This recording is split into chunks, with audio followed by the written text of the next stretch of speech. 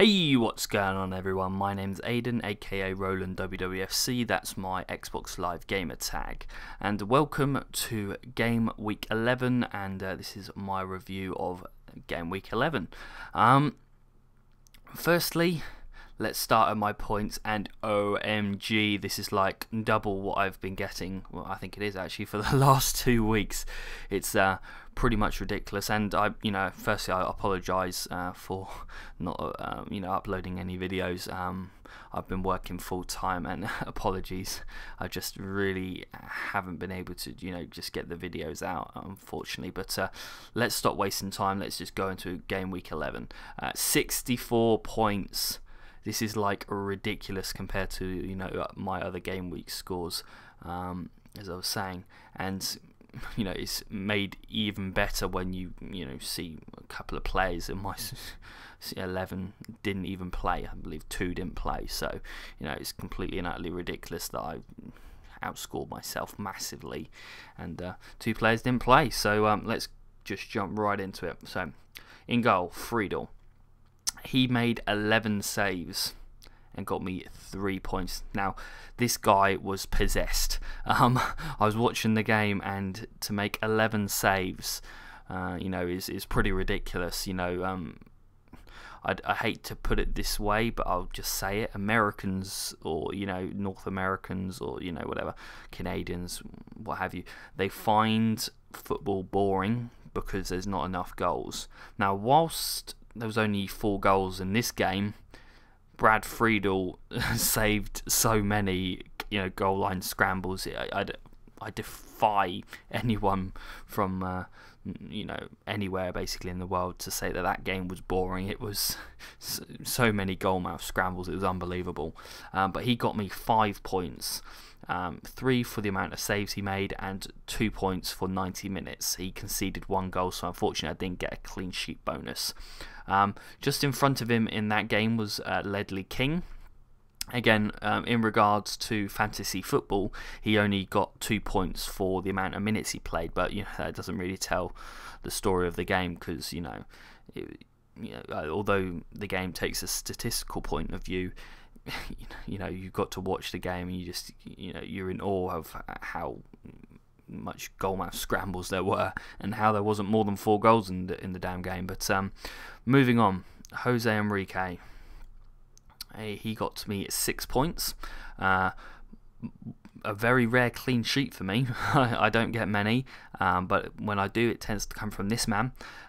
So 4 points for a clean sheet, and again 2 minutes for playing 90 minutes. Now, moving on to my 2 players that did not play in this game week. David Luiz, 0-0, he didn't play. Chelsea won 1-0, but he didn't play.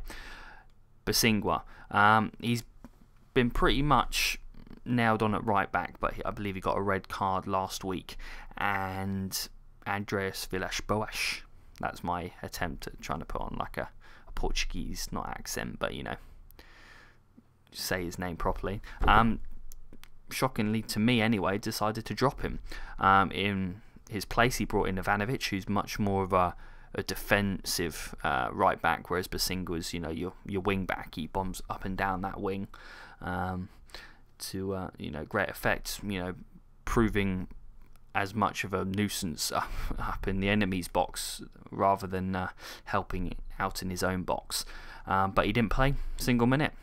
So there's my my 2 no scores, and considering I got 64 points, considering my other scores, I'm pretty chuffed with that, to get that score with 2 0 points. So I'm quite happy with that. Moving into midfield, Moses. Now, I'm not going to bang on about it. If you just need to go back to my other videos and listen to what I say on him, because I've got nothing more to say other than what I've said before. Yeah, he's bound to blow up, but he's just not blowing up. Moving on to Nani. Now, I placed him as my captain, so I get double points for him. He got 1 bonus point, so he was the 3rd best player statistically in the game. He got a point for a clean sheet, 3 points for an assist, and 2 points for playing the 90 minutes. Solid game, solid game. Moving on to Mr. Theo Walcott. played in a 3-0 win against West Bromwich Albion.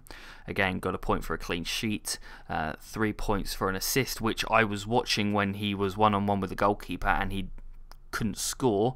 But, you know, for Arsenal, luckily for Arsenal, not so much for me because everyone seems to have him. Van Persie, you know, tapped away the easiest goal you'll ever see.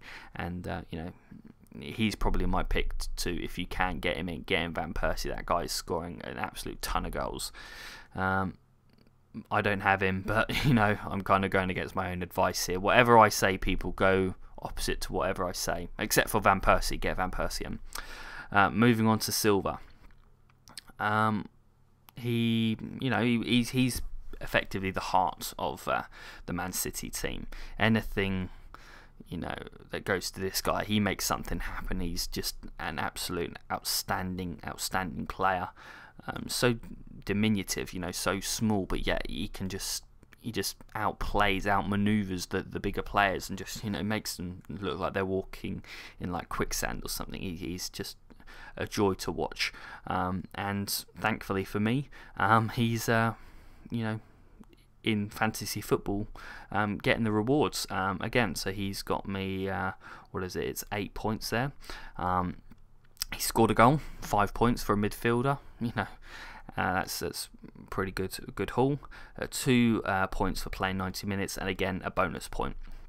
Moving into my forward 2, Adebayor. Not much to say.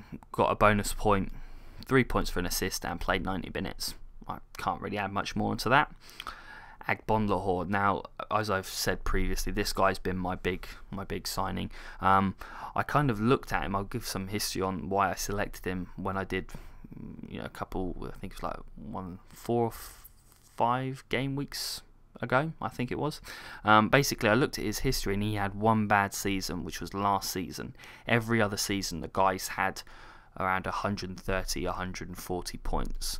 And lo and behold, he's outperforming Bent, who's the main man at Aston Villa. He seems to get the goals, but, you know, Agbonlahor's just, you know, throwing his hat in there and saying, "Go on, Bent, beat me," which he can't do because, you know, he's doing everything. Agbonlahor, it seems. 3 bonus points, 2 assists, which got him 6 points. Played the full 90 minutes, which gave him 2 points, and scored a goal. 15 points on his own. I was debating, I know it's shoulda, woulda, coulda, but I was debating to put him as my captain, or vice captain rather. I was going to have Nani as my captain, but I put him as my vice captain. You know, kind of regretting I didn't put him as my captain now, because otherwise that 64 points would have just skyrocketed. Scrolling onto my bench, nothing going on here, as you can probably tell, with 0 points. If any one of my bench had played, they would have got substituted in, but they didn't. So effectively, I had 5 players rather, that didn't play a single minute, which for me, that's bad. I tend to pick a team which is nailed on to play most games. You know, obviously you can't account for injuries and whatnot, but I tend to pick players that are nailed on to win. Not nailed on to win? That never happens in football, but nailed on to play. So Banner didn't play, I believe. No, he didn't play. Gibbs didn't play. He was an injury risk, and neither did Long. So, as I haven't made any substitutions from last week, I've been saving them up for, I think, 3 weeks now. I think I'm going to make a few changes this week or next week in regards to this game week 12. Schwarzer, he got 2 points for minutes played, but he conceded 3 goals, so he lost 1. So I definitely, you know, made the right choice in playing Friedel. So that's my game week 11, you know, review there. Starting to pick up points wise. Long may it continue. Here's hoping, eh? My name's Aidan, otherwise known as Roland WWFC. Peace out.